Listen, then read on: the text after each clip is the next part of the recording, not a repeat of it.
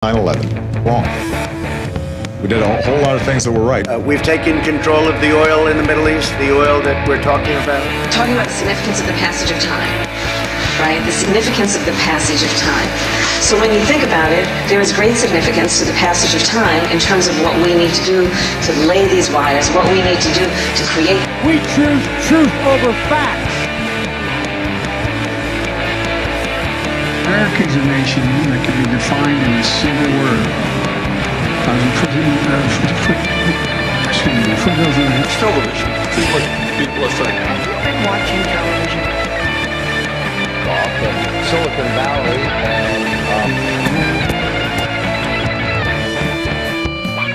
It's estimated that 200 million people have died. Probably by the time I finish this talk. Agreed that everybody, once they, in fact, they should... No, my time's up. I'm sorry. America's dead. Hello, everyone. Welcome. Monday night, friends and family. It is Monday night. How are you doing, Chris? On Monday, how do you feel on Mondays? I'm hanging in there today, man. How are you doing? I'm okay. I'm okay. I'm a little bit of a Garfield myself. Working the full-time schedule, coming back to the work week and feeling like Garfield. Feeling like that shit. Well, you know, like the Garfield syndrome, where you just dread Mondays, to the absolute nearest extent. But I just wanted to say how right we were about RFK, with this past Israel thing, and I really just want to call how easy it was. It was really not hard to figure. It's almost.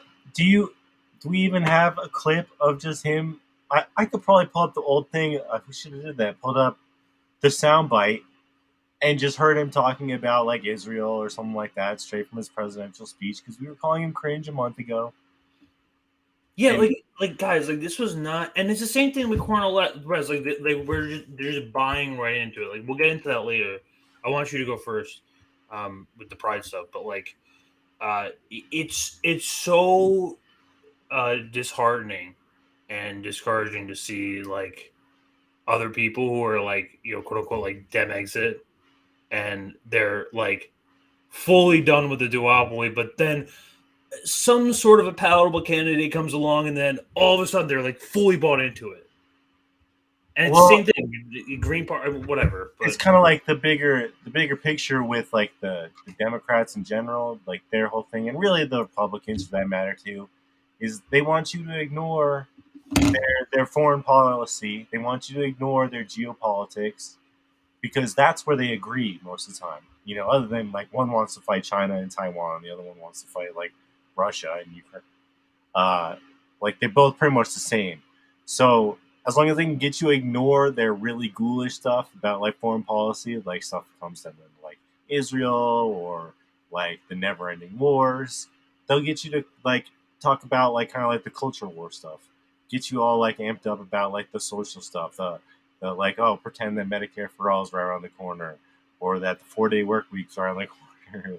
I don't know. Is that something that they've talked about recently? I don't know. They'll tweet something nice. It doesn't really matter, because in a political environment where we're beyond electoralism, we're not. We're simply not because people are still bought into the psy-op that any of this is working. Everyone's saying RFK has no shot. Everyone. No shot. He was polling at 20% or so? They're not going to let him get the primary. Are you kidding me? Well, no, he won't get Every neoliberal is behind Biden right now. They're not going to they're not even going to let him talk, which is beyond the conversation. I don't even want to get into it. It's too much. Well, it's Simone Sanders said on MSNBC, what is MSNBC, right? That she said that she was they already decided that Biden's going to be the incumbent nominee. There's not going to be any primaries. Yeah, there's no debates. There's no debates. There's no conversation. Biden is your nominee. I'm sorry. But we'll play the game anyway for another 18 months or so and pretend that. Yeah, let's play their rigged electoral game. So, at what point are they going to make it official? Will it be before Christmas? No, it'll be after Christmas. It'll probably be after Christmas. When are the end of the primaries technically? Usually, I don't even know. Well, I mean, I don't know. I guess we'll find out in 2024, right? I mean, we're not even we're like a year out. Yeah, but they'll. I think RFK Jr. and Marianne will endorse Biden. They're gonna drop that. They're gonna drop way that. before then. Just watch. I mean, it's not, and again, this is not hard to figure out either. This is not hard to see, but like, watch a bunch of people defend either Marianne or RFK or any of these people to the grave because they need a superhero. They need an idol. They need someone to hero worship, and they need a mommy and daddy figure to come save the day. So they just need other people to shepherd people who went farther left after Bernie, but didn't quite like break out of the cycle to like get shepherded back into the Democratic Party.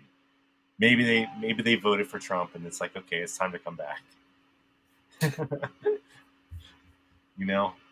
But all right. So I guess you just want to come back, but yeah, let's get that. So we'll start off at the top of this. So Pride Month started June 1st. So yay, rainbow flags and time to solidarity and diversity and it's time to virtue sing. It's time for Fortune 500 companies to start battling who pretends they love gay people the most. That's kind of where it is, and that's kind of where it's a big contest of like who can love LGBTQ people the most. It's funny because I was originally gonna kind of prepare the joke where it was like go through on the Twitter handles and they all have like the rainbow kind of like logos going on. But I actually saw some stuff to the contrary where they weren't doing that stuff, and I guess they like saw what happened with fucking Dylan and saw what happened with Target, and they're like, maybe we'll just wait a little bit. But no, I think the conversation's shifting. I really think at this point, I think there's like a consensus as to like or at least like we're seeing it like sort of as a reaction to like the radical like trans feminist sort of like ideology is like of like, oh, it's my way or the highway kind of deal. Yeah. I mean, that's not how we got gay rights. That is not how we got gay rights at all. So their strategy is completely off. They're arrogant, sometimes violent. You saw that with the Riley Gaines thing. I'm not trying to generalize. I'm just saying that like it's a complete like it's very obviously a co-opted strategy because it's not going anywhere substantial. Well, and that's kind of something I wanted to kind of say about it before I got into the subject. Is like neither of us here are transphobic. Both of us are capable of having nuance. I have trans friends. I have plenty of trans friends. Okay, like I don't even need to be that guy. And I don't need to say that either. Like, it's not like, oh, I got a trans friend, so I can say this. I know, like but that at all. Like, I went to my ex-wife was super close to a trans male, okay, and we went to his wedding, okay, and like I used to ask him questions as like a liberal, like I didn't know any better, just kind of like we were cool enough.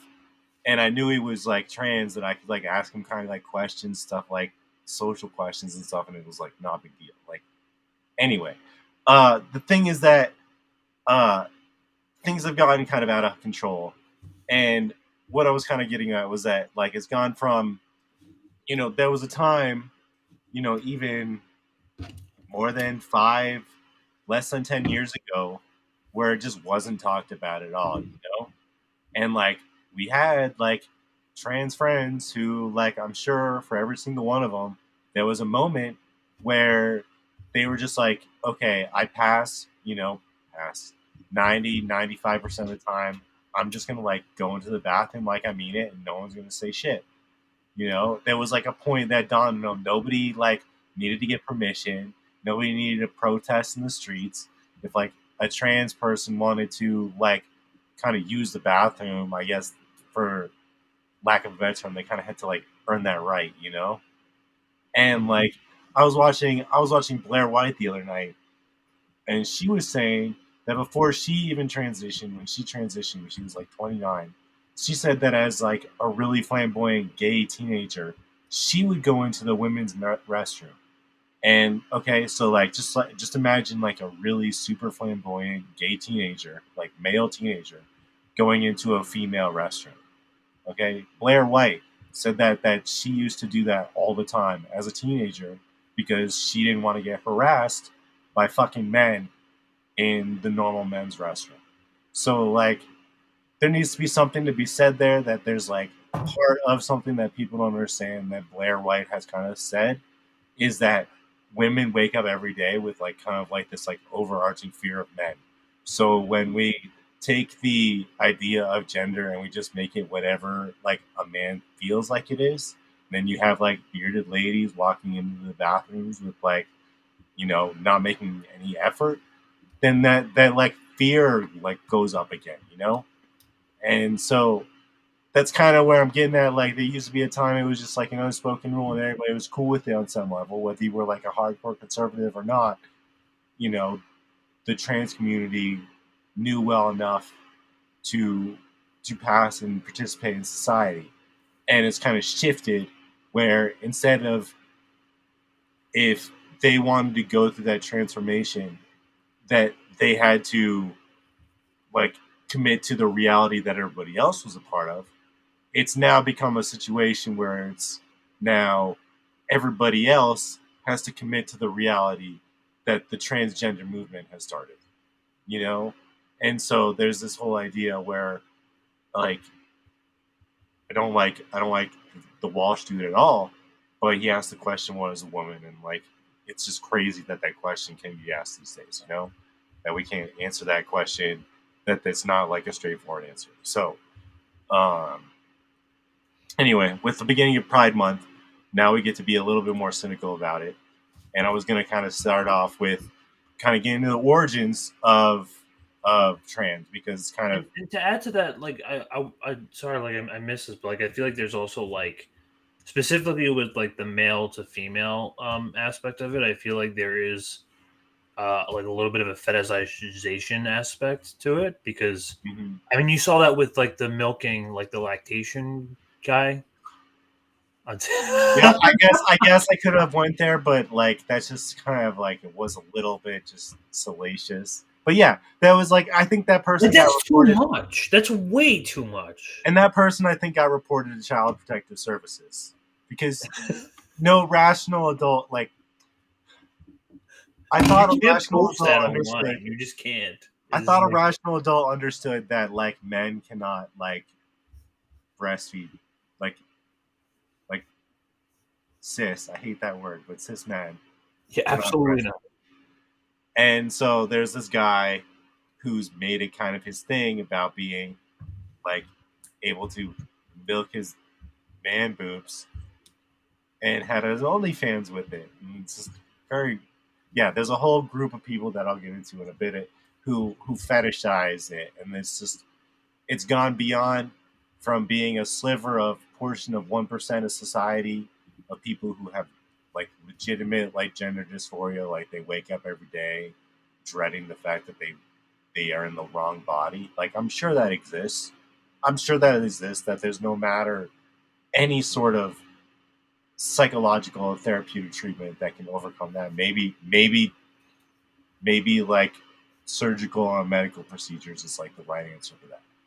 But there's also the people like you were describing, Gag, the people who fetishize it, the people who just like have like a sexual attraction to having like the opposite genders like sexual organs on their body or on their person.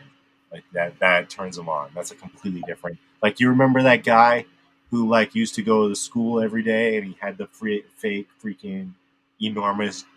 Oh yeah, the woodshop teacher with the giant... The woodshop teacher. Now yeah, that was like that's... I feel like that wasn't... That had he could have been... He could have been just a troll. He could have been just a troll and proving a point. Yeah. But at the same time, that's like one of the things that people are arguing about and making a good point about it is that you're taking the worst of society, the fetishists, and you're normalizing it into like a school setting. So that's not okay in my book. We should probably like let the like, if there really are like sexual deviance like occurring in childhood, like let's let them get onto figure that out in the setting outside of school. Did we just? I don't know what just happened with Greg. If he just muted for a second, but yeah. So I do think that that's part of it. So I do kind of want to get into the beginning of where kind of Pride came from and where like the origins of the trans movement came from, because it's not exactly the most, I think, positive in my opinion. It's kind of this guy, Dr. Money, and let's see if I can get this to work. So we'll start with this. We'll share my screen. Okay, my mouse was going whack for a second. Can you see my screen? Yeah. All right. So you got to share the full screen. It's showing both. You can't like split the screen like that. Yeah.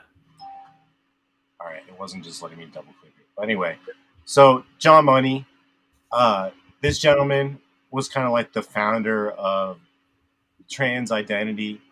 He kind of had the idea that people within themselves had kind of like an urge to be a gender other than what they were born with, and that this urge could be so strong that it could transcend your physical characteristics and can only be remedied through medical and surgical treatment. And this goes back about almost over half a century. But really, what's kind of really shady about this guy and his claim to fame, okay? So this Dr. Money guy, he started he saw an opportunity to put his theory to the test with two children, okay? They were two twins. And very early on... Command plus a little bit on this. What's that? Command plus a little bit? Yeah. Let's do this one. All right, so the claim to fame for Dr. Money was doing his gender reassignment on a twin. So very early on, these two twins, 8 months old, one of the kids, his penis was accidentally cut off during surgery. So rather than, kind of raise the kid as a male without penis, they raised him as a female, even though he was a twin, and to kind of basically make him a lifetime test for Dr. Money's theory of kind of gender fluidity, gender ideology. He wanted to put that theory to the test, and he was like, hey, you can take somebody who is a child and you can raise them with basically through indoctrination, brainwashing, whatever you call it, by reinforcing gender stereotypes, that the person will grow up thinking that they're female and they will have no problem. And thus it is proving his point that gender ideology is beyond physical, and that it can be just mental. That's kind of where the dysphoria comes from, except he was saying that it can only be remedied through surgery. Well, anyway, which is why it's like interesting that it's like such like an increase over the past couple of years, because like gender dysphoria is not fun. It's not something that anyone ever wants to ever experience. And oftentimes, I mean, I might be wrong, but like I'm thinking, like I've read studies where there's surgery that actually increases the gender dysphoria. So one of the like it's a careful argument to have, because there's two sides to it. There's the people that argue, hey, you've heard it a million times. There's like, hey, if you're telling this person who feels like they're in the wrong body that they're not allowed to have surgery, then you're increasing their risk of suicide. You're increasing their risk of self-cancellation. You've heard that argument. But on the flip side, something like over 40% of trans adults have tried to commit suicide. Okay, so like on both sides of the coin, you can argue that like it's really easy, especially which what I believe is a social contagion. People are kind of wrapped up in this whole gender ideology thing. So like it's gone from being a fraction of 1% to 20% of children associate as being on LGBTQ. 20%. Okay? Like that's unheard of in just like 5 or 6 years. It's gone from like a fraction of a percent to 20%. So definitely something going on there that's beyond just genetics, you know. But what was I saying? So what ended up happening with this claim to fame, this experiment, this lifetime experiment, was this kid who had his dick cut off during surgery, in his mid-20s, kind of like snapped out of it, realized he was in the wrong body, and like everybody kind of caved into it. And at the age of 38, he ended up killing himself. So definitely that experiment definitely didn't work. And that is something that everybody claims to fame on, was that Dr. My father, gender ideology. They did the Raymer experiment, and it went south. But nobody talks about after he was trans and as an adult how it worked out for him. It didn't work out well for him at all. He was miserable. So it's just good to kind of keep that in mind of where it kind of came from. Because that's kind of like the origin story of the trans movement. That's kind of where it all came from. So what else do I got here? So I think we can probably go. Oh yeah. So one of the things I wanted to kind of bring up was some of the stories that I'm starting to see. So a few weeks ago, or I guess a few months ago, there was a story in Texas about some books that were being banned, some books that are being taken off the shelves because they had sexual content in them. So I went through and actually found one of them and went through it, and we'll just kind of look through some of it together, and we can kind of see where to go from there. But before we do, there was one other thing I wanted to get into, just because it's kind of like irked me a little bit, is this kind of like idea of cis, and I'll share my screen on that too. So, let's see. So, the term cis, it was coined by a dude who's pedo, straight up pedophile. And so, like, I used to not really care, but once I kind of figured this out, once I kind of like would discover this guy who is into sex with children, this guy who kind of mainstreamed this idea that like people who are not trans were cis, or people who were identified as the body that they are born in, or per body that they were like defined at birth, considered cis. The guy who came up with that shit was a straight up pedo. So that's convicted. So let's see if I can kind of get into this. Problem with pedosexuals is not their desire to abuse children, but acting on an impulse. He proposed that the best thing for treating pedos is not the loss of their desire, but instead preventing them from having contact with children. So he didn't really have a problem with pedos. He was just like, oh, they need to be separated from kids, like not children. So he's Vosh, basically. You get it. Yeah, no, that's what it is. No, it's morally acceptable to have sort of sexual. Well, it's like I've seen that. That's the natural. I've seen that Destiny moral transition. That's that's the goal, right? There's that Destiny meme where he has the Venn diagram of like ethical porn. Oh, Chank and Destiny are going to debate tomorrow. Oh, that's a joke. But like, there's no such thing. There's no such thing as like ethical CP. No, there's not. And so, like, the idea that the guy who came up with cis, and then like trans people want to call me cis, and then like come to find out this guy was like a huge advocate of pedophilia and what's called now MAP, minor attracted persons. That fucking bullshit. Like, no, I'm not cool with that. So that's why I kind of reject that term. Again, it's it used to be a time less than 10 years ago where it was about if you wanted to change your body to something that you were not born into, like you had to kind of commit to society. This is kind of like forcing us to commit to the reality that the trans community lives in. And if their reality is condoning people who are pedosexuals and pedophiles, like I'm not cool with that.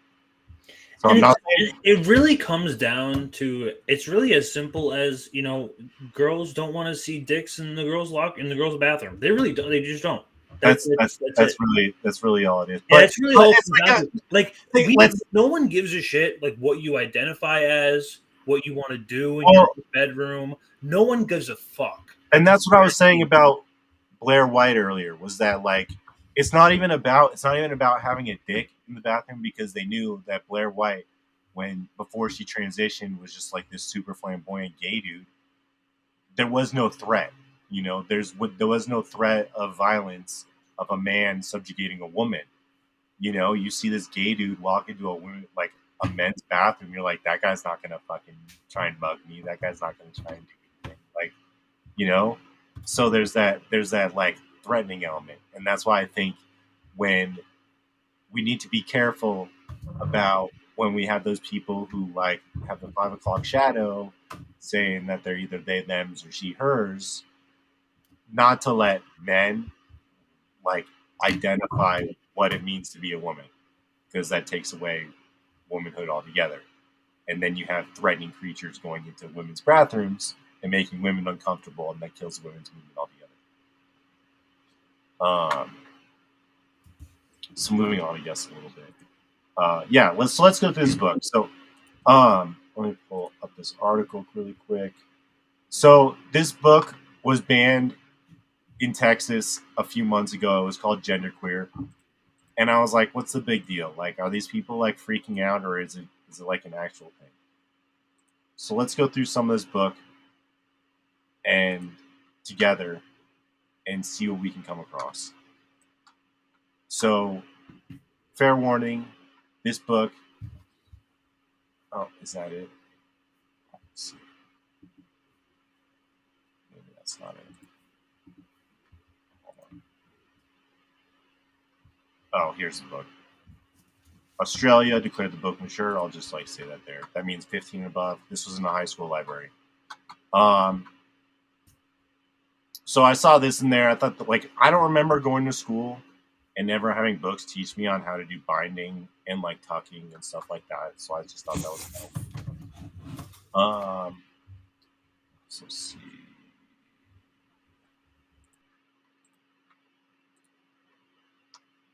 I've never. This is like some like weird like thing. So I don't know. I can just like skip to different pages. Doesn't look like I can. That's pretty freaking. Does it look like I can? Do you see anything here? It looks like I can skip pages. It doesn't. Huh? What'd you say? It doesn't look like I can skip to any certain pages. That's really freaking annoying. So let's see it. Let's see if I can kind of. You can't go like next. You can't like hit next. There's no way to.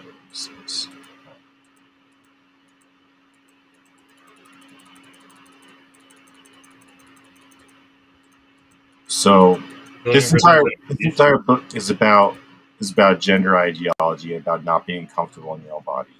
So this is like something that I'm sure any male or any female can go through. These are all questions that everybody asks themselves as like a normal kid, right?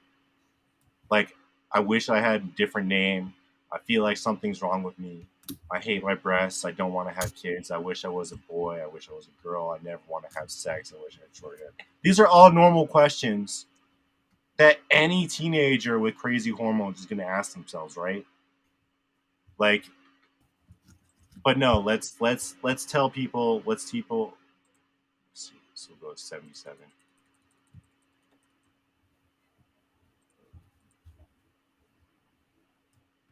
All right, so they try and make the comparison that like old school sex ed was just like the average, like, you got the condom on the banana, you're showing like the internal organs, they're teaching you about like different STDs and stuff like that.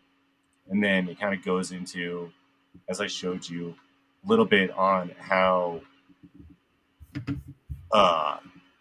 people who aren't comfortable because they're normal kids going through normal questions, asking themselves, like, I'm not comfortable in my skin, shows them how to like bind, how to like be different people, and how to adopt the other gender instead of just learning how to overcome and like basically turning dysphoria into like a mainstream thing instead of just being like children being children. Okay, so this is where I was like kind of like, what the fuck? Like, do we really need to be teaching kids how to like hide their identity? I don't know. Like, I thought that was a little weird. Let's see. I really wish I could skip this a little faster. Just pop into those pages. Huh? Just pop. I know. So this is kind of weird. So what is you can't see the whole? I don't understand. It's not an open PDF. No, it's not a PDF. It's like some website, like an online. Yeah. Can you see the page though? Yeah. All right. So it says the clearest metaphor I had for my own gender identity in college was the image of a scale. A huge weight had been placed on one side without my permission. Okay, so this person's saying that they were forced their gender without consent. I was constantly trying to weigh down the other side, but the end goal wasn't masculinity. The goal was balance. So this is like mischaracterizing the gender binary. Anyway, what I think is strange about this is that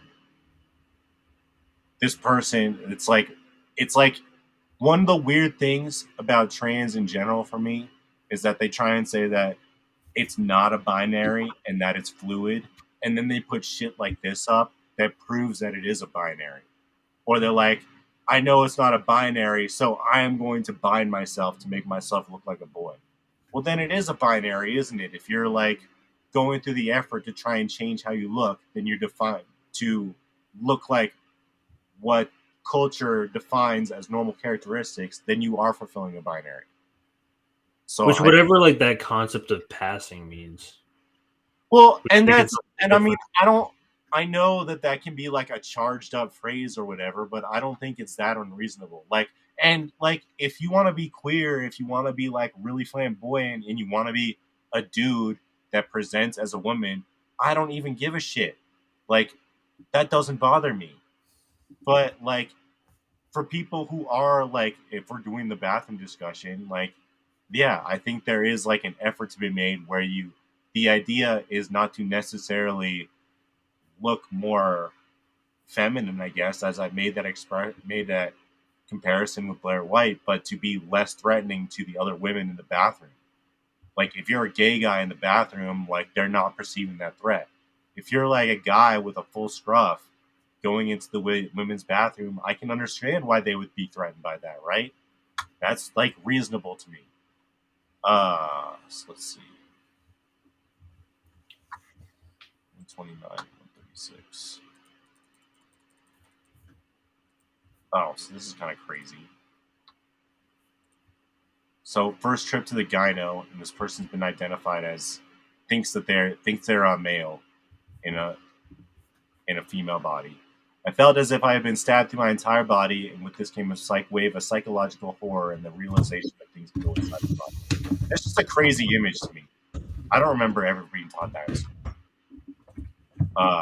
Then 36. Let's see.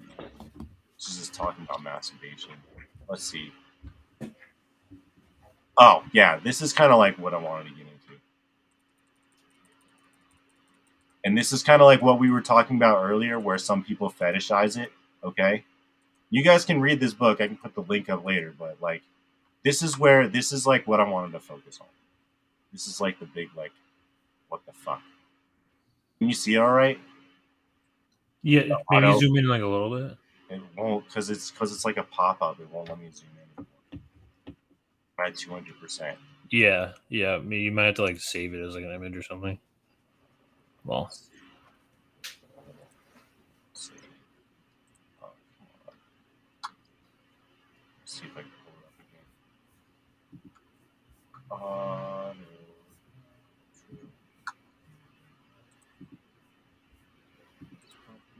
Crazy shit. Sorry, guys. Where'd it go? Hold on. I'm sorry, guys. Let's see. 158. Won't let me like pick the freaking page. That's also really freaking annoying.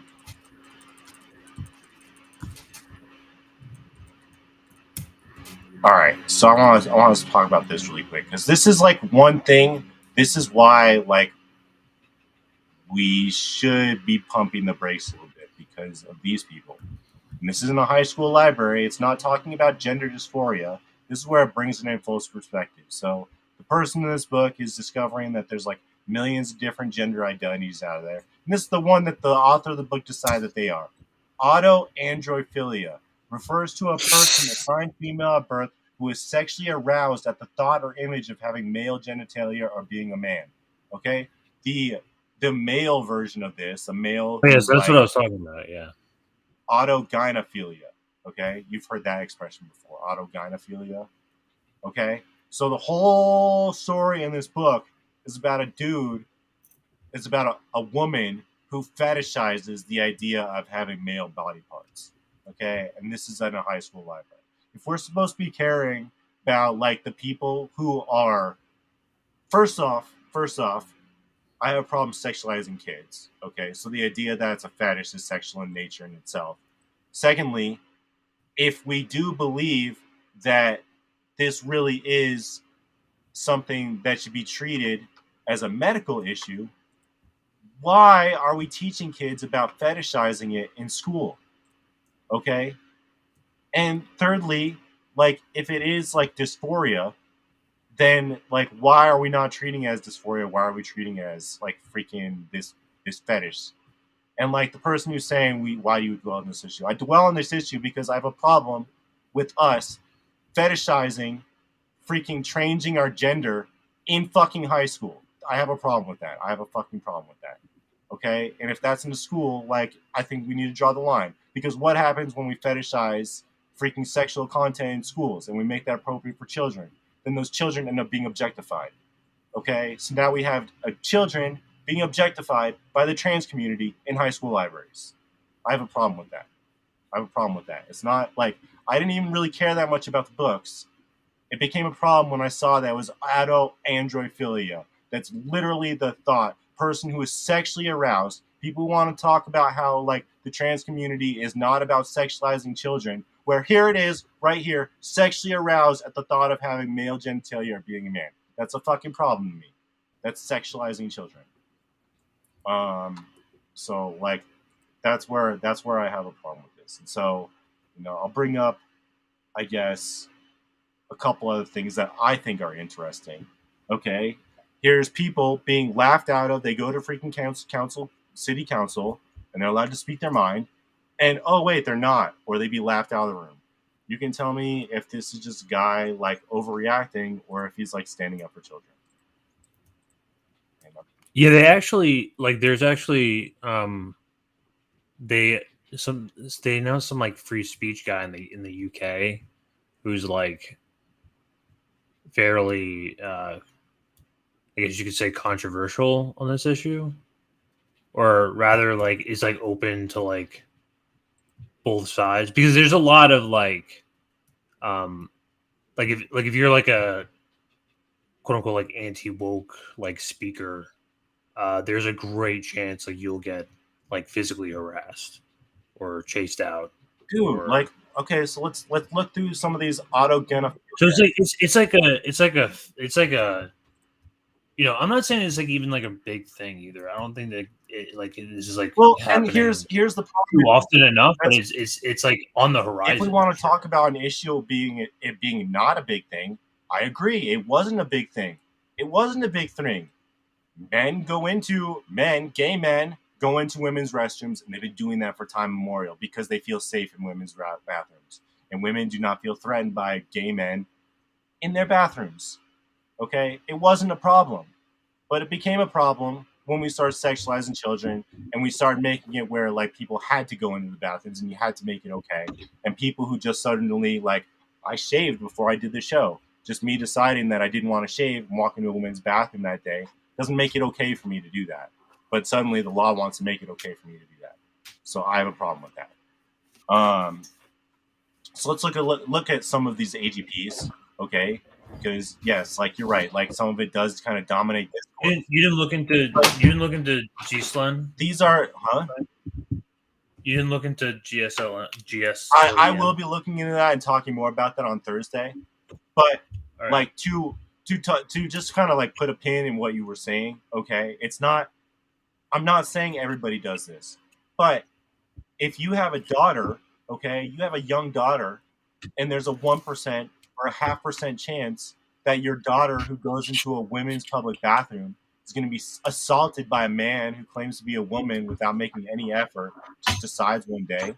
Is that like a percentage? Traumatized even. That's not even. Is that a percentage you're okay with? It doesn't have to be we've physical, we've talked about how it's like the women who were on the swim team with Leah Thomas were traumatized and they were told by their colleagues to shut the fuck up.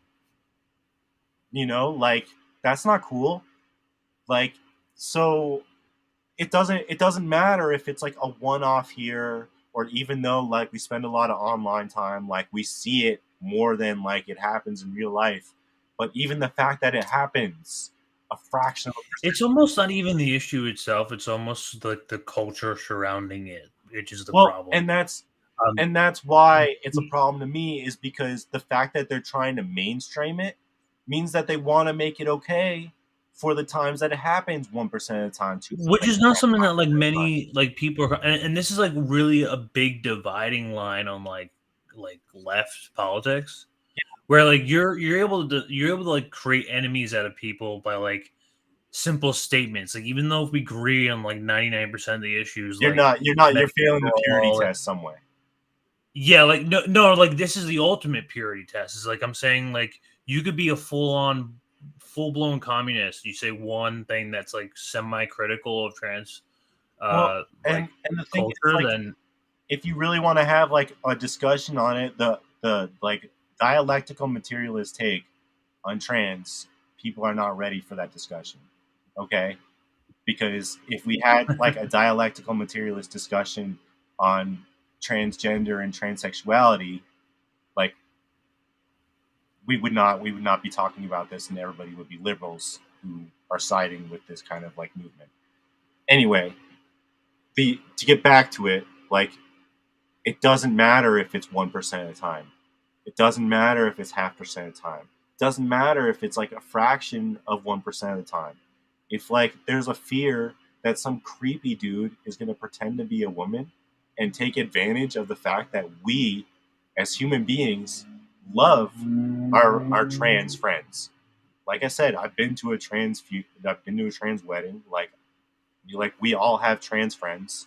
You know, we don't want the like creepy AGP dude to take advantage of it and, you know, cop a feel in a bathroom or sexual assault somebody. Or for Big Pharma to come in and make them permanent fucking patients. It's not. Yes, like that's the issue. Like it was fine until it became like you have to. It was fine until it became a cash grab. It was fine until they saw, oh, we can turn that fraction of 1% into freaking 20%.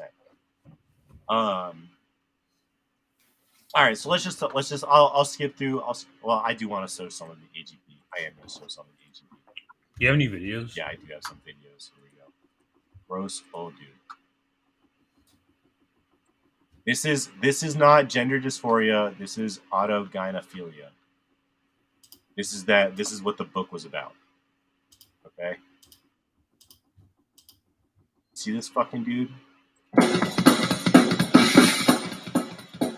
Does that look like somebody whose gender is fork, or does that look like somebody? Here, play it again. Zoom in and play it again.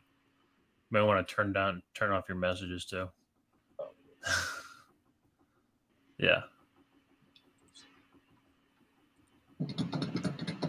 Like, this is some like old dude. That's not gender dysphoria. Oh my god! Stop. Like, come on, man. All right, never mind. I don't want to see this anymore. Like, come on. Okay. You know? Okay, I regret asking you. But that's like that's AGP. You know? Okay. I have another one, but you do see some Wang, so I'm gonna like hold off on that for now. All right, yeah, no, keep it YouTube friendly. PG so friendly.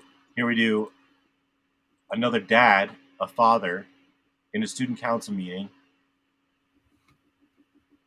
saying his truth. Can you hear it all right? I'll read some of this for you. It says, after a bit, a person's becomes moist and slippery, and the clitoris becomes hard. After a bit, a person's becomes erect, stiff, and larger. Sometimes a bit of clear fluid that may contain a few sperm comes out of the tip of the penis and makes it wet. Can we, sir, I'm sorry. Was it something I said? If you don't want to hear it in a school board meeting, why should children be able to check it out of the school system? We have perverts that are perverting our kids. And you all sit back smug in your chairs, but you don't want me to read it. Why? Does it bother you? Yes or no? You can't answer that question. You want to know why? Because politically speaking, you can't say that it's wrong. And you don't want me to read the filth because it exposes the truth. How dare you tell me to stop reading it? If you don't want to hear it, why should the children have to see it? Pastor, your time is up. Thank you. That makes two of us. So, and this right here is where I really want to like highlight where the problem lies is like the lack of conversation, the lack of open argument, the lack of hearing any sort of other side whatsoever. And we can and make that's a comparison. just like where we're at this point, and we can't like no one is allowed to say anything. No one can. No, it's not even like a topic that's like you're able to like bring up without being like. So check this out. I'm glad that you mentioned that because there's another video to go with that. But just to say, like that guy, he really wasn't saying anything that I think is too edgy for somebody to hear in like a sex ed class. Like I don't think he was saying anything. The fact that like they were telling him to shut up tells me that there's not a fair balance. It's not a fair fight. If like adults don't want to hear the conversation, then maybe we should revisit how we're teaching it to children. But there is another discussion here that I will bring up where they do silence this poor woman. This is kind of crazy. Let's see. Silenced.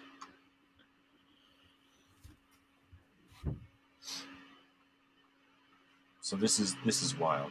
My name is Nicole Solis, and I'm a mother from Rhode Island who Can you hear it all was right? sued by the teachers union simply because I wanted to know what my kindergartner would be learning in school. And here's how this happened. I asked to see the curriculum, and my school told me I had to submit a public records request. The curriculum wasn't posted online, and it wasn't available in a school district. Then I asked them if they were teaching gender theory, and they told me that they don't call children boys and girls, and they embed the values of gender identity into every classroom, including kindergarten, and they didn't want to answer any of my questions further. They told me that they would communicate with me only through public records requests, and that is the only way I could get my questions answered. And when I did submit the public records request that they told me to submit, and I submitted hundreds because I had hundreds of questions, my school board then put my name on the agenda of a public school board meeting and held a public school board meeting to discuss suing me for submitting the request that they told me to submit. In a 5-hour-long school board meeting, they openly debated my moral character, my political motivations.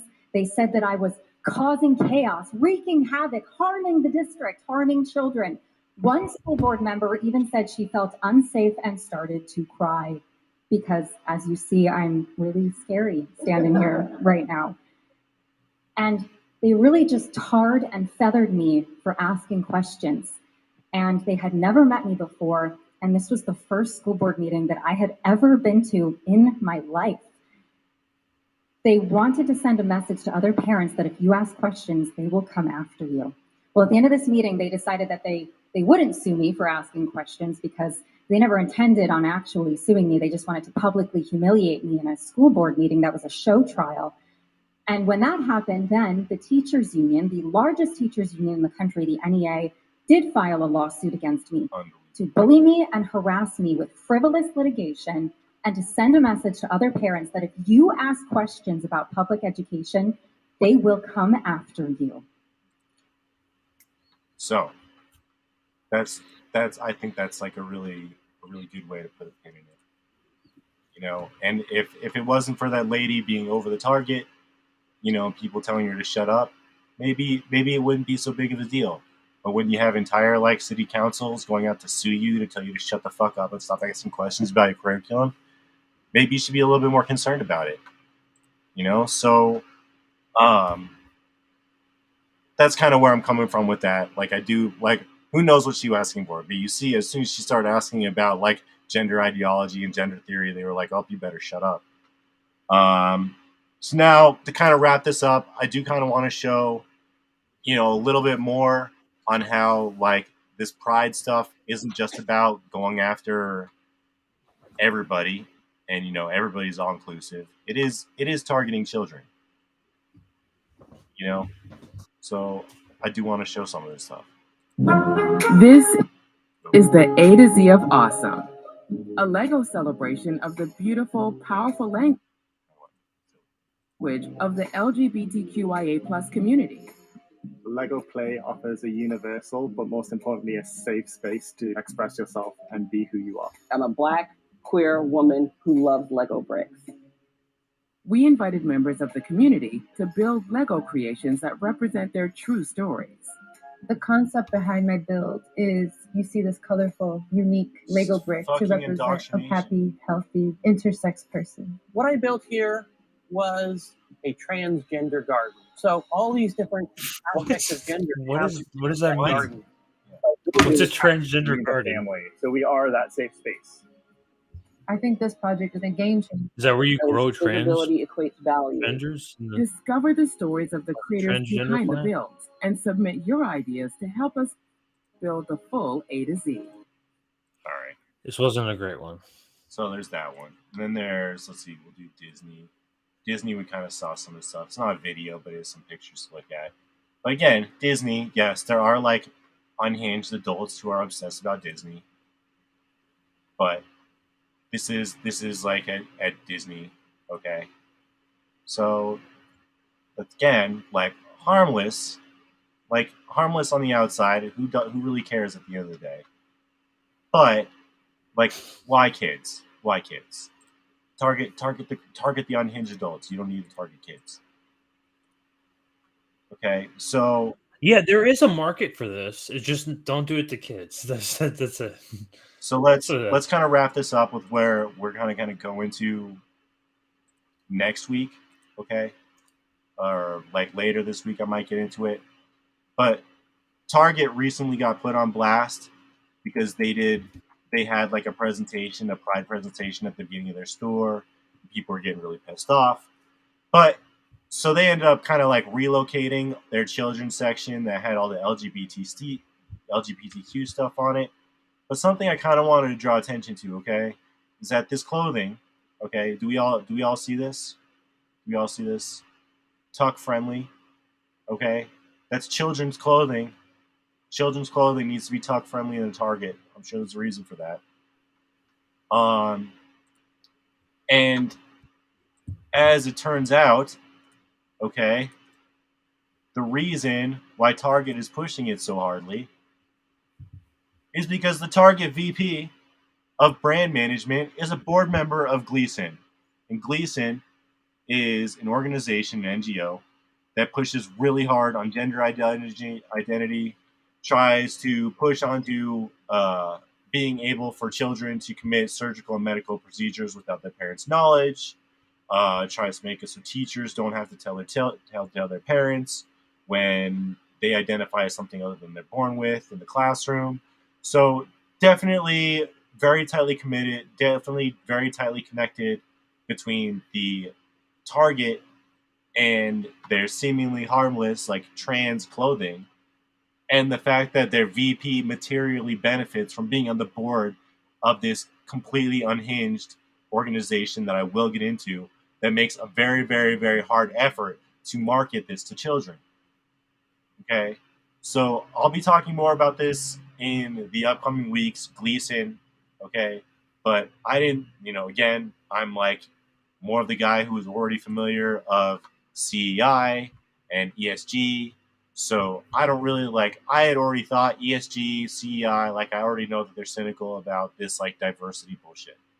So, but when I saw that Target is connected to Gleason, okay, and Gleason is pushing hard to try and push onto this gender ideology onto children, that's when I was like, okay, there's something else here. There's something a little bit more sinister. We can talk all day about how we've seen, Bud Light stock go down, or Bud, the company, their stock has gone down a little bit. And at the same Oh yeah, they're all going. They're all Target's gone down a little bit, They're all- but the stock market is kind of detached from reality, and I think they'll kind of recover for the most part. Modelo, still number one beer, and Modelo, who's Modelo owned by? Anheuser-Busch. So it's that's kind of part of monopoly capitalism that I don't keep up with as much. Stakeholder I don't think it's capitalism. as relevant. This is actually an old article too that you pulled up too. No, I just wanted to point. I wanted to bring this up because this is truly unhinged shit. This is absolutely unhinged garbage.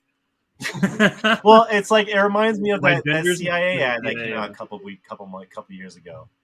The Gray Zone was Yeah, show it. the woke CIA, but it's yeah, and that was 6 years ago.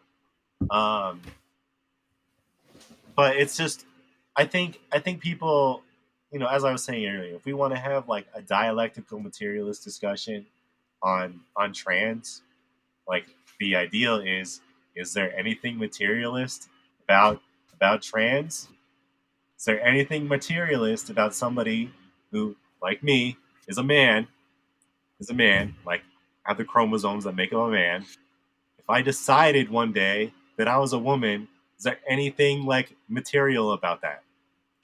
Absolutely. and not. there's Marxists that are critical of radical feminism in the sense that well, the problem is that when we focus on gender is that gender is not gender's made up, exclusive to class, mutually exclusive. Gender's made up to class. What? And that's another thing that kind of Blair White was talking about, which I think has some merit to it, is that she kind of was well, I try and say I'm more of a transsexual instead of a transgender, because gender is kind of a made up thing. And I think there's some truth to that. But it's hard when gender's just been pushed so hard. I don't listen to Blair White much, but don't listen to her for her politics. Her politics are awful. No, she's garbage. That's why I don't listen to her.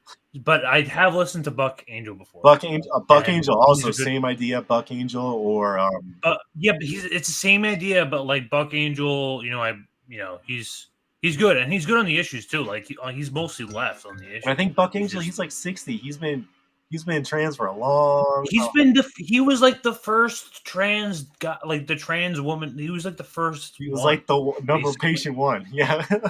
Yeah, and he'll have this very nuanced the same exact take, and people want to cancel him for it. You could see it on Reddit. You'll be don't listen to Buck Angel. Well, guys, it's here's the thing is nobody has a problem playing the little game.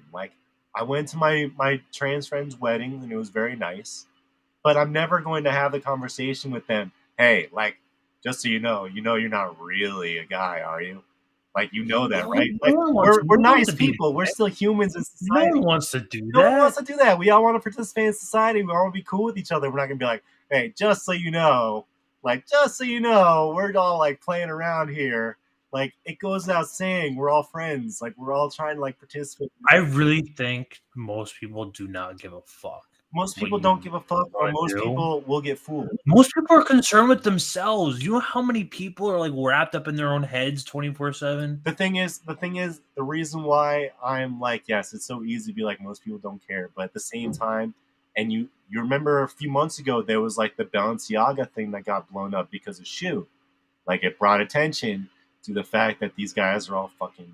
I'm not trying to make the connection that everybody in the trans community is a bunch of freaking famously blocked pedophiles, but I'm saying that when you target to children, okay, little like the little red flags should go up, and like yes, like there's not that many of them, but it doesn't take much. Especially you remember like how many people there's that guy, there's two people in Biden's cabinet who I think are trans. But anyway, it's like it's not. It's fine to understand that there's not many people who make up the derelicts and perverts within this community. That's fine. I understand that. I'm not trying to suggest that there are like an insane amount of freaking derelicts and deviants within this community. That's not what I'm saying. I'm sorry. Once the lactation thing comes out, like there's something, that's like there's something else going on. Let's be honest. But come on. What I am saying is that we still need to be like think in our heads with enough common sense to know that like you don't have to be on the left or right to know that we should pump the brakes a little bit on how we're presenting it to children. Let's pump the brakes a little bit because we know who's making money. Like every single trans patient will tell you that they are $1 million patient in the pharmacological and the medical and the surgical industry for the rest of their life. They are $1 million fucking payment forever. So like there's a lot. I don't even think like anyone in this audience needs to hear that. I think like people need to like become comfortable with like, you know, being able to have the conversation in like a nuanced way and like have takes that are like, yeah, you know, like I support, you know, trans people, but you know, I do believe that there's like, you know, but we didn't. The thing is, like I was saying in the beginning, we didn't even need to have that conversation 6-7 years ago. We were all just like, I know. Hey man, I know you're not really a it's a matter of pointing that out. Like it's important to point that out that like there's clearly a cultural shift of like where. But like, I think that certain things have become not acceptable that were previously acceptable. I think the cultural shift, unfortunately, is, and we've talked about this before, where I think a lot of like kind of like the cultural issues are just about co-opting people, and I think that like the people that we think are really awesome within this community are being co-opted to kind of internalize this ideology. And what's going to end up happening is, and we haven't even talked about it, but you're going to have kids who don't identify as kids anymore. What are you going to do when a 10-year-old identifies as somebody who's 19? You guys aren't ready for that conversation. But that's conversations. Oh, the ageist thing. The like, yeah, that's a conversation. Isn't that already a thing? That's going already to be like, well, that's like, this is the precursor. They like the whole thing is that you need, and I saw Excelsior kind of touches upon this as well, where we dissociate. Part of what the trans movement is dissociating yourself from your body. And the belief is that your body is not connected to your brain and that you can interchange that and it doesn't impact yourself. But it does. It does. Like you're never going to convince me that like no matter how good your surgeon is, like that's still like a mental condition that's like going to be a lifelong condition that can never be overcome, no matter how much surgery you get. Okay.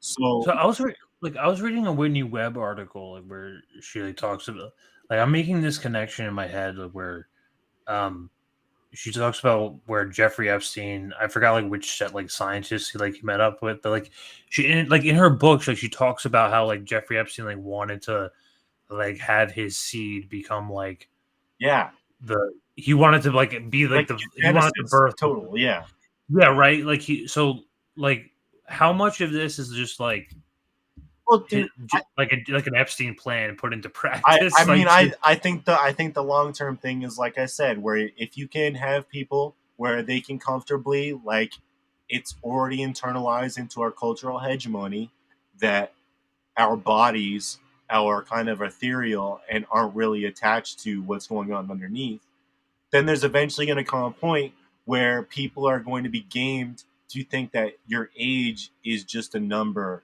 and that number is connected to your body, which is dissociated from what goes on up here.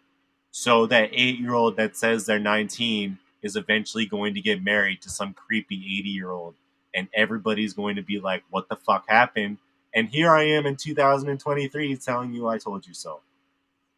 So, like, that's what I see happening. This is really freaking terrible. Like, everybody wants to be so helpful and so lovely and so awesome for their friends, and so, like, open for their community. And the establishment has figured out that going after culture war shit to do their really nefarious stuff is where they have their most success, because they know that there's no room for nuance. If they know that we'll just shut up because we want to be allies, we want to be friends with our normal people, then they know that they can sneak through all the nefarious stuff. If you care about kids, you should be, yeah, I'm glad you pulled that up. Changing it a little bit, but anyway, yeah. As Courtney said, John Money, child rapist and advocate for surgery. Dude was an absolute nut. Like, I'm glad somebody else saw that. But this is a funny, kind of shifting course a little bit. This is funny. I just think that for Pride Month, can you zoom in even more? I don't even know if you can get even closer. But under where it says Happy Pride Month, this was commissioned ostensibly by... All colors are beautiful. Oh my god. Wait, you didn't see that? Commissioned ACAB. What the fuck? You didn't see that? Holy fuck. What? Oh, you didn't see that? No, oh my god. Wait. I didn't make that connection. Oh, you didn't see that? That's I did not make that connection. I saw this, but I did not notice that. Oh my dude. god. Okay, so a person ostensibly a minority, oh my person god. of color, wow, got commissioned to make this NYPD cruiser, and they did ACAB in it. They snuck ACAB in it like a fucking. Oh my god! Look, and the NYPD, like, they're literal gang members. They're not police. They're gang members. They're like gang. They're gang. No, it's bad. It's really But bad. The fact that ACAB was snuck in there is kind of funny. Insane. So yeah. But let me see what else we got in there. Man, I got a bunch of stuff. ACAB. Yeah. Oh, and then I guess you can post this note while you're sharing the screen. I guess the last thing. This thing, I actually ended up deleting my post because, yes, I turned into a snowflake and people were racial and getting really pissed. And I was like, all right, I'm going to have to put context to this before I just outright say this. But I originally made the comment that this is outright targeting children. And people got really pissed at me for saying this. But this is Pride targeting children. Sesame Street is unquestionably for children. No adults, unless you have an IQ of a fucking shoe size, is watching this on a regular basis. And as I've expressed earlier, and as Courtney L. Conover has said in the notes in the chat, is that like the origins of the trans movement is not just like diversity and inclusion and like sharing and caring about each other. It's really ugly, and like it's kind of sexualizing children. So, but people didn't really want to hear that when I posted yesterday. But, but this is in a way they're targeting children with a movement that sexualizes minors. So I have a problem with that. A lot of people don't, and the fact that I took my post down because people were getting so angry at it tells me that cultural hegemony is like just a tough nut to crack. But it sucks that I want everybody who fits within the normal flag, that normal pride flag. Like, I care about you guys, and I hope you guys can express. That's the other. Well, if you ask most, like, especially the lesbian community, is very pissed about trans. There's a very big divide. Well, and then they want to say that you're transphobic if you don't want to have a sex with trans woman because she has a dog. Yeah, exactly. So like, what will happen is like male to female transition, and then they'll expect they'll have lesbian women to have sex with them as with a male intact, and that's a lesbian relationship according to your ideology. And it's just like, not only is it absurd, but it's like now it's taking a toll on your fellow like gay members in the communities. Like plenty of my closest friends are like gay, lesbian. Yeah, they also like come across like from this same take, and I agree with that. Like, they're trying to erase homosexuality. Yes, And one of the things while we're on that, because she reminded me of another comment that I'm thinking about, is what the transgender movement is also doing is it's redefining what it means to be a woman in the image of a man. So it's like the most misogynist and patriarchal thing going on is for a man to dress up in how they think a woman is supposed to look. And now the image of a woman is not what a woman is, but it's what a man who cosplays as a woman says a woman is. So that's another thing where like we just need to be more aware of how we're kind of changing our relationship as men to women, and how we're not even talking about class. We're just talking about patriarchal and kind of like a feminist take on the transgender movement. So if you care about women, if you care about, smashing the patriarchy, we should be against gender ideology. We should be keeping it away from children. That's all. Anyway, I think that's probably good. But we are going to get more into Gleason. Gleason is a really nefarious organization that's working with Target. So there are some connections there that go deeper with more money behind it. But I think it covered kind of what I wanted to get into today. Okay. It was about an hour. Yeah, and ladies and gentlemen, Chris is going to be, I believe he's going to be streaming himself on Thursday. So maybe on Thursday I'll have some stuff. Because I'm not available. But the thing is, like, with the 24-hour news schedule and all that shit. Yeah, there's too many. There could be something else. Like, I'll be doing research between now and Thursday on Gleason and whatever else. But like, Russia could overtake Ukraine, and that could end up being what we're talking about. So we'll see. But like, that's kind of where the Thursday is kind of going to be the show where I'm kind of deep diving more into these broader topics that like maybe people normally have a problem with, but if we can have some nuance, we can kind of like see where all the layers are going and see how like Target putting stuff on display that has rainbows on it is really nice and thoughtful and really appeals to everybody on face value. But then you find out like where all these fucking roots and tentacles are going, and you're like, oh my God, these people are evil as fuck. What the hell is going on? And that's kind of where I want to explore. It is like the corporatist aspect of it that's the most sinister, really. Yeah. Thank you also for Courtney for noticing about Coles 2 with Gleason, because I will want to make that connection as well. So thank you. I'm guessing there's a few. Yeah. If you guys are watching, don't forget to like and subscribe. Anything you guys can do really help us out, and not only the algorithm, but to beat us in the YouTube suppression that is consistently happening under the COVID regime that's happening right now. And I think Linda actually just came in recently. It's June, so Linda's the new CEO apparently. Oh, for Twitter? Yeah. Also, all things are rolling out. Things are rolling out. It's going to start getting really ugly in this bitch. Yeah. It's going to start getting really weffy. We're going to get fed now in the next couple months. It's getting really weffy in here. Get real weffy. You'll see it. Eat the bugs. Eat the bugs. That's right, Brad. The funny thing is people will have like a discourse on Twitter about Elon, but I blocked him like 2 months ago. So I'll be like, what is everybody like having this huge discourse about? I won't know because I blocked his ass. All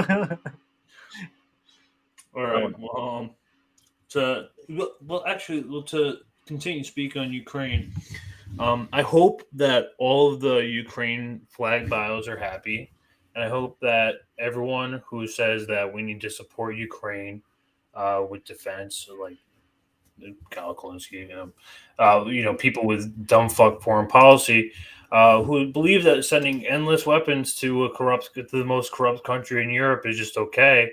Well, now we have So Melanino TV is saying that this is a Javelin anti-tank missile. It's not. It's an apparently Swedish military officials are saying this is an AT-4, which is still something that they very frequently NATO Ukraine. And this is footage from Monday that aired on Tuesday evening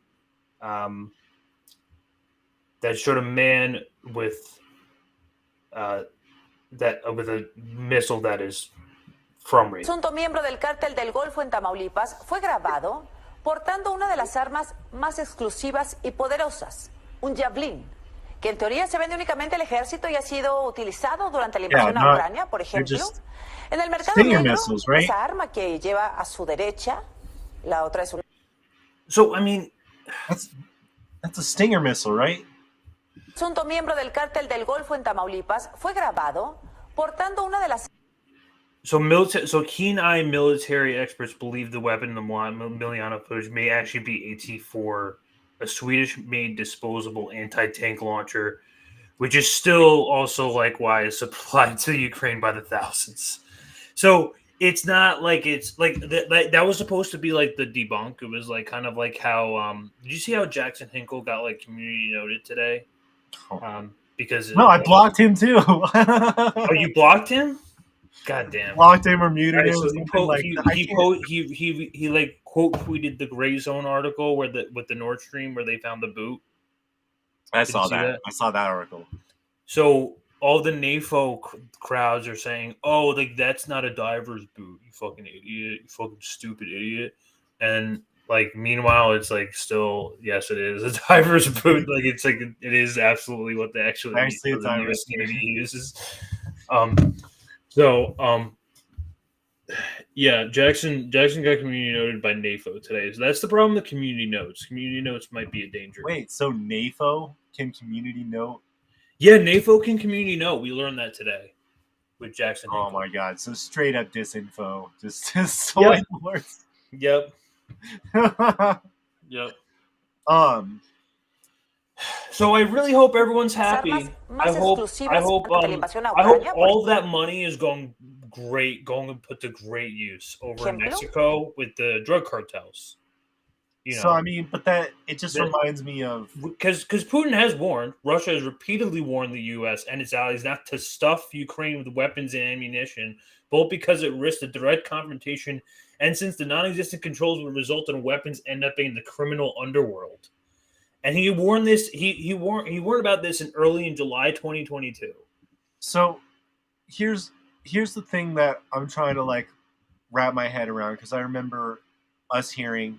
I had that article, I think from last week, but that like 2/3 of all weapon shipments going to Ukraine weren't making it into the field, and they were being sold on the black market. So yeah, look at 70%. this article from 2016 in the Reuters article from 2016.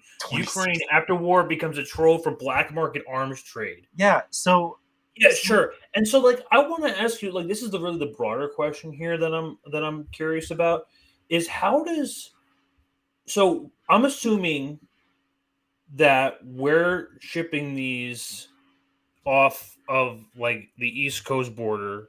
It's getting sent to the shipping coast.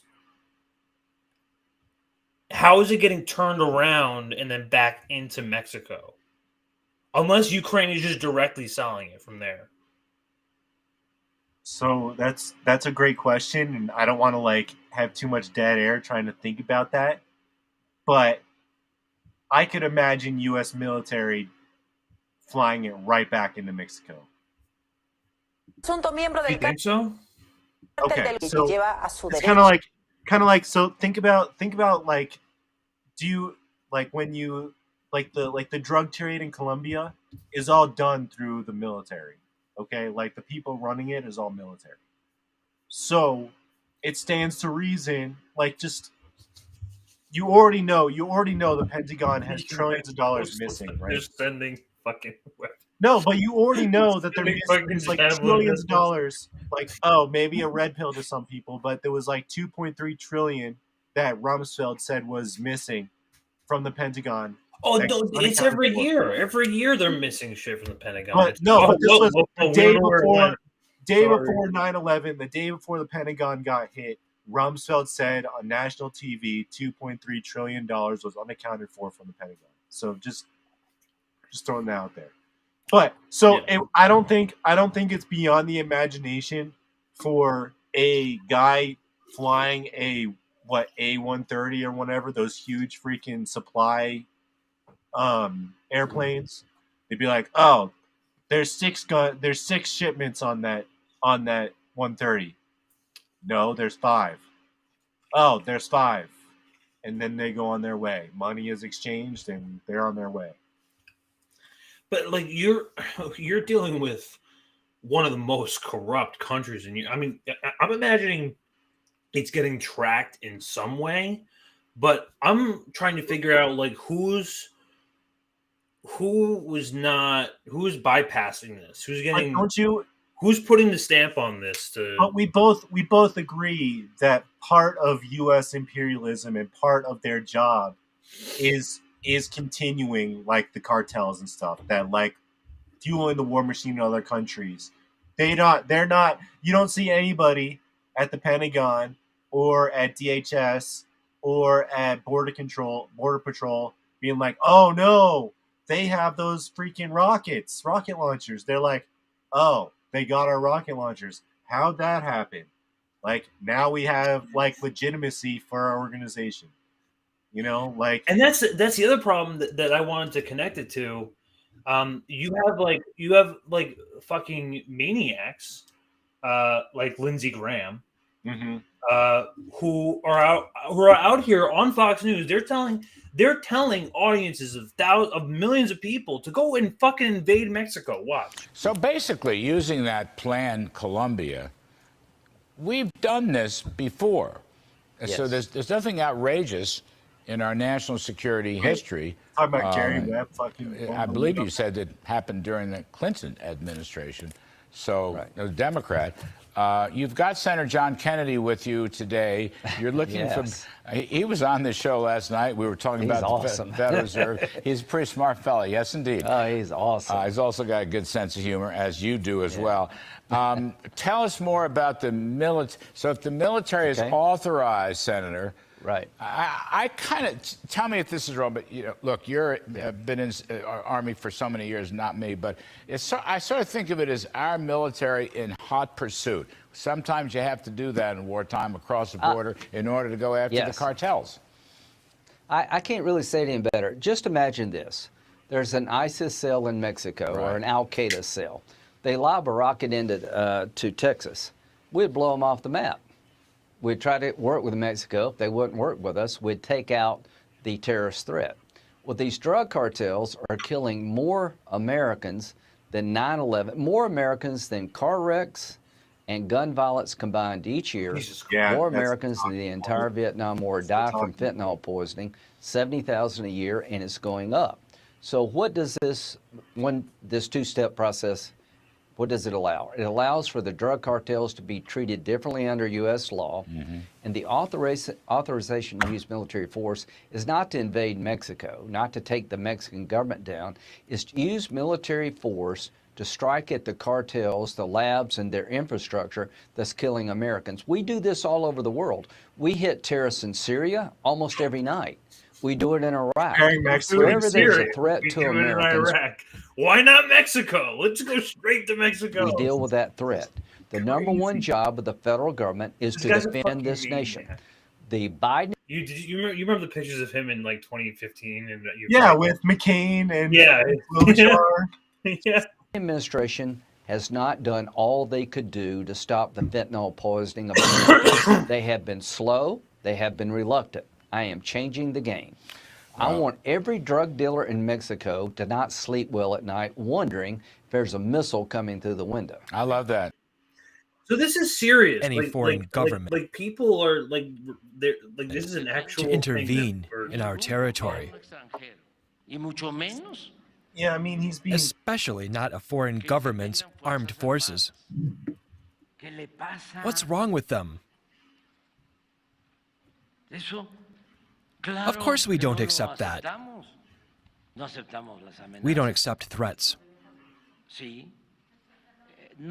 But it's not President Biden's government, it's the Republicans. son los republicanos. That was Mexico's President Andrés Manuel López Obrador. He was reacting to calls by some U.S. Republicans to send the U.S. military to shut down drug labs in Mexico. Senator Lindsey Graham said he would introduce a new bill to designate Mexican cartels as foreign terrorist organizations and authorize the use of military force against them. We're going to unleash the fury and might of the United States against these cartels. Not to invade Mexico, not to shoot Mexican airplanes down, but to destroy drug labs that are poisoning Americans. So you get the point. This is mostly like the whole purpose. I feel like is like to make the connection to, or like the broader point here is really to just drum up and draw more war. And you can see a reason why they want to get rid of this guy. Because Elmo, Palestine.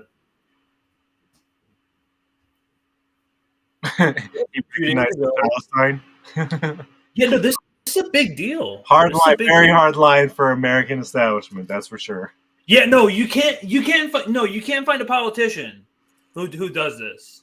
Can't find a politician who does this, but you can find a Mexican president who does, and that's why they want to send troops in there, and that's why they're doing this under this veil of being for like a drug cartel. It's just like, so this is like kind of like the overarching thing that I was saying, where like things are getting so absurd that like saying something like that like 5-10 years ago, people have been like, your head's on broken, like, oh, invading Mexico, what? And, like, are they crazy enough to do it? Could they really do it? Are they really going to invade Mexico? Under the auspices of, like, oh, we need to take down the cartels with the weapons that we are indirectly selling them. Like AMLO knows that the weapons that the cartel have is illegally imported American arms. Like, he knows that, like, Mexican cartels are part of that circuit. So like it's kind of like a unserious conversation that they're having about like, oh, we're gonna invade Mexico because like the cartel getting American drugs is like or getting American guns is a story. Yeah, that's part of their whole that's shit. Like just it's been going on for decades. It's not going to stop anytime soon, regardless of whether we throw out, like, if there was like a coup and we throw out and instill an already more favorable Mexican president, there would still be a cartel drug and gun trade. Yeah, like I could see that. I could see like some sort of like coup thing. But it wouldn't stop. Connected. Huh? Because they need each other. I mean, like how else is Zelensky going to get his cocaine? Exactly. That's part of, like, I'm sure there's a part of it where it's there's like, a direct line from Mexico. Like, you see those videos. There was one. That's where he gets his code. There was one video a couple of days ago. It looked like he couldn't sit straight. It was hard to watch. No, he's got some. Like, but I try, like, and me seeing him, it's fucking funny, man. Me seeing fucking Zelensky skeeted out is the only time I'll have just like an ounce of sympathy for him. Because I'm like, try and imagine out all the time. All the calls that he's getting from Blinken, from Hillary Clinton, from Victoria Nuland, from like the worst people, from Kissinger, like the worst people in the world, just blowing up Zelensky's phone all the time. And he's just sitting there. He wakes up. He rises he's up coked out of his mind. He's just all the time. Like, just he's just like, dude. It's like, you know that if Hillary Clinton is calling you, that you don't ignore that call. If you're Zelensky, like, you can't ignore that call and expect to get away with it. Oh, I'm taking a shit. Yeah, that's why I gave you your phone in your bathroom. Like there's no, like, that's why I'm like, man. Like, the amount of stress, like, for Zelensky, because remember, last year, Boris Johnson thwarted efforts for negotiations to commence. That was going to happen. since he did try and make a feeble attempt to end the war last year. Like, that did actually happen. And so, like, yeah, I think he's got a crazy drug habit because he's basically surrounded with, like, real life demons and villains 24/7. Like, beyond, like, man-made horrors beyond our comprehension all day long. Yeah. You know? Yeah. Still hate the Nazi, but like, I can only I'm see him skeeted out. that's what I think. Putting myself in that situation already, but I couldn't imagine. But you know, he was a puppet from day one. So, oh yeah, we know. Let's run on to the next one real quickly. We can do this quickly. This is the fresh off the press UFO story. Now, is it Project Bluebeam or is it real? Let's play the game. Well, intelligence officials say U.S. has retrieved craft from non-human origin. So a former intelligence officer whistleblower. I haven't gotten into any detail on this guy. His name is David Charles Grush. He is 36, a decorated former combat officer in Afghanistan. Served as a Renaissance officer, blah, blah, blah. Task force established to investigate what were once called unidentified flying objects, or UFOs, now officially called unidentified anomalous phenomena, UAP. Don't know why they're rebranding it. But he was a part of this task force, and he had said that recoveries of partial fragments through and up to intact vehicles have been made for decades through the present day by the government, its allies, and defense contractors. And so this is the latest in the UFO phenomena story. This is where everyone's blowing up over. You're seeing like a lot of like the right wingers love this. I don't know why they love the UFO stuff so much. Maybe it's because they feel like the government's being honest to them for once. Yeah, like maybe like this is like the one thing where they're telling you that. They have a video of this guy. I'm pretty sure it's in the. It's just with all the like people taking videos of like the light formations and all that stuff. Who the hell knows what this? It feels like a psy-op to me. Yeah, like I don't necessarily like, and for those who are unfamiliar, Project Bluebeam is like the concept, and I'm pretty sure like that it's a confirmed. It's confirmed. Operation, it's confirmed. Right? Yeah.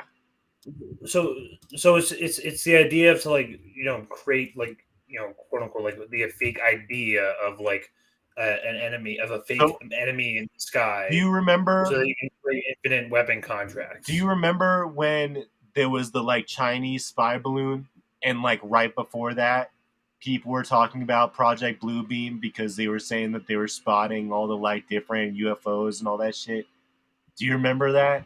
Like people were talking about Project Bluebeam like right before that Chinese spy balloon went over the country. Yeah, there's that too. So, like I do notice that they put out more of like kind of like the UFO limited hangout shit like more frequently over the last few years, but like, yeah, what is this is like? So this is what's telling me that something else is going on, and that's why. Here, I mean, you watch this video and you tell me this guy looks legit to you. NASA held its first public meeting on UFOs, which, by the way, are now called officially unidentified aerial phenomena. This is a year after launching a study into unexplained sightings. And now tonight, a worldwide TV exclusive you will only see right here on News Nation. Bombshell claims from a military whistleblower published just this morning, alleging a secret UFO retrieval program within the U.S. government. David Grush, an Air Force veteran, former member of that task force, and veteran of the National Geospatial Intelligence Agency, now formally blowing the whistle on secrets he says no one has ever shared publicly before. He is speaking one-on-one with investigative reporter Ross Coldhart, reporting for News Nation. When you say crash retrieval, what do you mean? These are retrieving non-human origin technical vehicles, call it spacecraft if you will. It's probably not the right parlance, but no kidding, non-human, exotic origin vehicles that have either landed or crashed. We have spacecraft from another species. We do, yeah. How many? Quite a number. He's smiling. Look at him. I mean, I do believe that we have like. All right, tune into Bart. Like I do believe we have some of that technology. What I do think, what they change it to instead of UFO, it's UAO or it's UAP now. UAP. So Yeah. I think the reason that they changed it is to memory hole UFO. So when people are doing FOIA requests like 20, 30 years from now, they're doing FOIA requests for the wrong thing. Yeah. Mm-hmm. There you go. Memory hole in that shit. That's generation ahead of time. That's a good connection. Good. But I don't necessarily. I don't know. I don't really necessarily believe a lot of people that come straight out of the Pentagon. I mean, this guy's. I mean, that guy, like, he could be just going for a book deal or something like that. Quite a number. It seems to me like he's. I mean, again, you believe what you want. I mean, this is just for the. It's just they're like. It seems to me that most of the time these like UFO stories are like usually vague and kind of like talk about the same kind of tropes, and I don't know. I'm more concerned like what are they throwing people off by throwing this person onto mainstream media that they don't want us to know about? Why are they feeding us this like idiot for all intents and purposes to talk about spaceships that we're never gonna like enjoy the technology of? When like what's going on instead right now, you know? It feels like it's me to throw us off the trail. Yeah, and that probably definitely has a part of it too. I mean, like, given like everything that's going on too, there's way more important shit going on.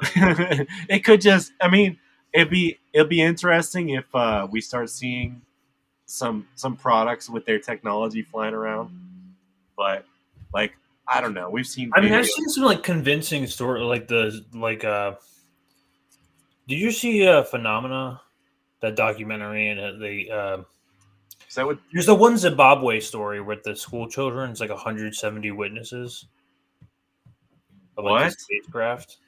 Yeah. So there's definitely like I've never gone into the huge UFO rabbit hole like. People try and say that the Aztec. I got curious about it. I don't really necessarily believe it 100%. A lot of like old archaeology has like alien symbolism, but I don't know. Yeah, I'm more of the opinion that it's usually a limited hangout, because if the government really had like technology that was like way more advanced than what we had, maybe reverse engineering that shit, right? You know, like, yeah, feel like we're not reaping the benefits of that kind of pilfered technology. I don't know. I'm looking to already transition to Cornel West here. And I hate to already like.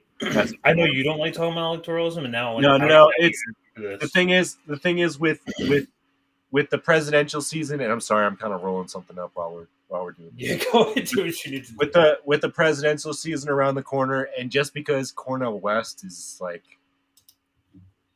what is he doing? Like, it's worth talking about, but. Do you think he knows what he's doing? Do you think he knows who? Like, has he done a Google search? Has he seen any of the allegations against Nick Brana? Okay. So what's my first impression of Cornel West doing this? I think Cornel West, being the like genius that he is, knows that the People's Party is a joke. He knows that there's no chance in hell for him to ever be president. So then from his position, he's like, well, if People's Party wants to like fund a soapbox for me for a few months, you know, maybe for him to sell a couple books. I mean, I'm not really exactly sure. I mean, it could be a book. It could like they don't have ballot access. We could be the most like. I'm not trying to slam Dr. Cornel West here, because there's a lot that I respect about him, actually. That's where I was trying to come from, like to give him the most benefit of the doubt. Give him the most benefit of the doubt. He just wants to get his message out. And he's like, if the People's Party wants to pay for me to pretend to run a presidential campaign so I can talk about things like rent control and free healthcare and, you know, maybe some class struggle stuff. Hey, like, I can kind of understand him having that perspective as like a state of like, as like praxis in a way, like using People's Party as a way to get his own message out. You know, but do I think Cornel West is running a serious campaign? No. I don't think he thinks he's running a serious campaign. I think everyone knows that it's not a serious campaign, but my biggest question, like the question that's popping up in my head is, does he know that it's not a serious campaign? Because he's old and he's, you know, fairly gullible, and, you know, before people get too excited. See, how old is Cornel West?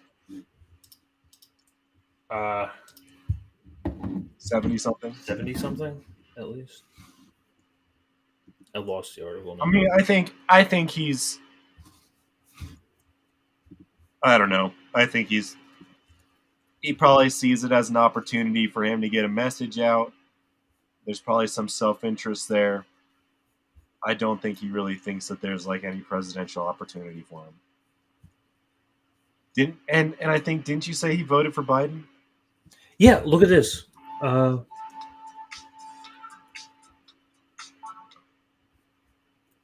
Here we go. Now is Harvard professor of the practice of public philosophy, Dr. Cornel West himself. Thank you so much for coming on the show. Thank you, my dear brother, for having me. You've been doing a wonderful job. Wonderful job, my brother. Oh, Mehdi Hassan. Appreciate that. So I want to talk about Biden's appointments and his agenda. But before I get to that, can I just double check? This year, you didn't go third party, did you? You voted for Joe Biden for the Democrat for president. Part of an anti-fascist coalition, a coalition that said we've got to get Brother Trump out. He's a neo-fascist gangster. He calls into question the very possibilities of any kind of democratic politics. Looks like that coalition did come together. He's on the way out, we hope. And now we've got to deal with the neoliberal disaster of Biden and Harris. And we've got to be very honest about it. I think they're going to be much better in terms of stability. But the rot is still there. Remember that wonderful line in Shakespeare's Hamlet? Something is rotten in the state of Denmark. Something is rotten in the United States. He totally had the and the corruption. And I think Biden and Harris can redirect the rot, maybe slow down the rot, but the greed will still be there. The big money will still be there. The benefactors, the donors will still be there. The mass incarceration system will still be in place. The Pentagon militarism will still be expanded. We've already seen that now in the Middle East, AFRICOM and Africa and so forth. So we got to just tell the truth. We've got to be committed, brother. And you know, as a journalist, to the truth. And the condition of truth is to allow suffering to speak. Yeah. We got to be committed to justice. So it's not a matter of identity. You got an all-women group. Yeah. Women can lie just like men. Black people can lie just like white people, like brown people, and indigenous people. So, it's integrity. I want to come back to that. It's solidarity. That's what we're concerned about. I'm going to jump in. Dr. West. I want to get into that with you. I want to get into that with you. You've jumped ahead to my next question. But before we get to that, great points you're making there. Before we get into that important discussion, just to finish off this point, your critics would say, yay, well done, congratulations for being part of an anti-fascist coalition in 2020. Why weren't you part of that anti-fascist coalition in 2016? Do you regret your vote in 2016? Did you just not realize how bad Trump would be? I thought that maybe there would be stronger mechanisms of accountability. Really did. And I didn't even think that Trump would actually win. Mehdi Hassan getting complimented by Cornel West, and he still has to it was just a matter of trying to generate a longer, deeper left opposition, because I didn't think that Trump was going to win. I thought Hillary was going to win no matter what. And I'm in the state of Massachusetts, so you know that was going to go for Sister Hillary no matter what. Anyway, very much so. Yeah. Okay. Now, if Hillary ran this time, I would have supported her. I would have supported Hillary this time, as much as I'm critical of her, because that's part of the anti-fascist coalition. Fair enough. Absolutely. Fair enough. No. I totally understand where you're coming from in terms of anti-fascism. Let me ask you this. Let's talk about the people Biden has appointed. You just touched on an important issue. They're very qualified, clearly very clever, especially compared to the current bunch they're replacing. They're also very diverse. For example, Fox News is reporting that Biden might select former CIA veteran Darrell Blocker as his new CIA director. He would be the first black man to run the CIA, and he would be working directly under the first. And of course, we love that over in anti-fascist, fight in the liberal agenda world. It's a joke. Anti-fascist, so I'm behind Biden. It's all a complete joke. Yeah. And if you weren't sold on that yet, here it is again. Welcome to Democracy Now! Democracy Now! He ran for governor of... Elf said 4 years ago... The Pentagon greed and the Wall Street greed and the inability of the police and others unable to generate enough energy to seriously reform itself. It remains sanitized, superficial. We getting Lawrence Welk's bubbles rather than... That being said, I'm glad that he's running independent. God bless him. Well, he's not. He's running under the People's Party. Yeah, no, he's running under the independent, I guess. Party. But, yeah. It's outside of the duopoly. But you know, like that's why, like, I'm like, okay, you know what? Do what you gotta do. Like, I don't think it's gonna go anywhere. I don't think it's gonna gain any sort of serious momentum. I think we're gonna forget all about all these people in about a year from now. But it's just a matter of finding out. And just a matter of all the dominoes falling into place. And this is just where, like, the bigger question comes in. Like, we were already fed the Marianne and the RFK agenda. Mm-hmm. And this is really just to pick up all the rest of the leftover votes. Oh, it's so sad. It's so sad. It's so sad because you're seeing them all storm up for this. They're like, yes, this is our guy. Well, and with you saying that, I wonder if Brana was like, maybe this is my last chance to, like, ride this wave. Well, somebody picked up RFK and somebody picked up Marianne. All right, if I was really Nick Brana, and, like, I've actually spoken to Nick Brana. If I was Nick Brana, I would continue making rallies, and I would stop trying to run political candidates. He tried it with Jimmy Dore, and it didn't work. Jimmy Dore didn't want because Jimmy Dore knows better than that. Yeah, exactly. That's why. Like, I think Nick is really effective at organizing events like Rage Against the War Machine. I think that was a very successful event. Mm-hmm. I think that was a very good time, and I think he should continue doing stuff like that. And do you know they changed the name too? They changed the name from it was originally Movement for People's Party to People's Party. I think we talked about that actually. Yeah, they changed the name. But that just goes to show, like, is there, like, maybe perhaps there's like a rebranding going on, and they do plan. I think they did that a while ago because I actually volunteered with MPP a while ago after I became. So did I.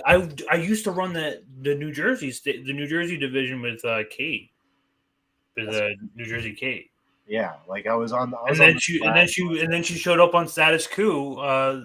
You know, about the whole sexual assault meltdown. Yeah. Yeah. That's crazy.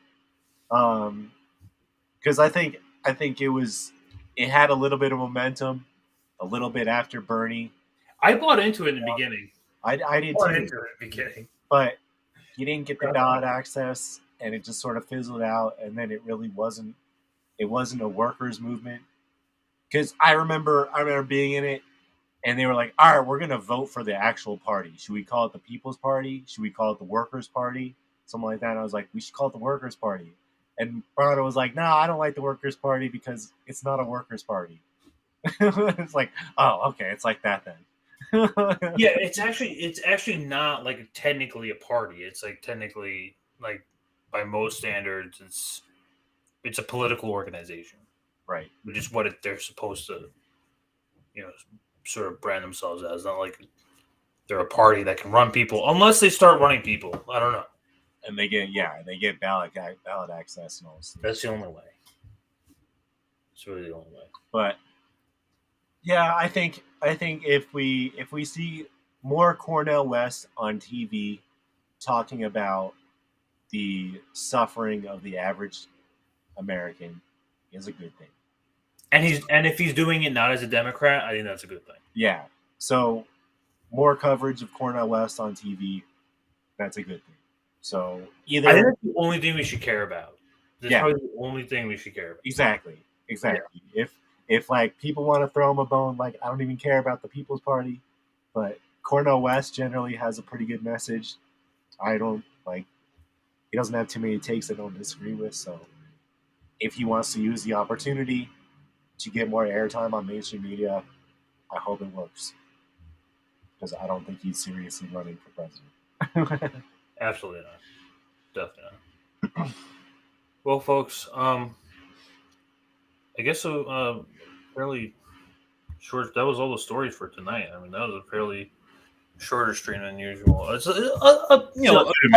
couple of 2 hours, which is not far below from usual. But I'm glad anyone coming out here to hang out and support is greatly appreciated.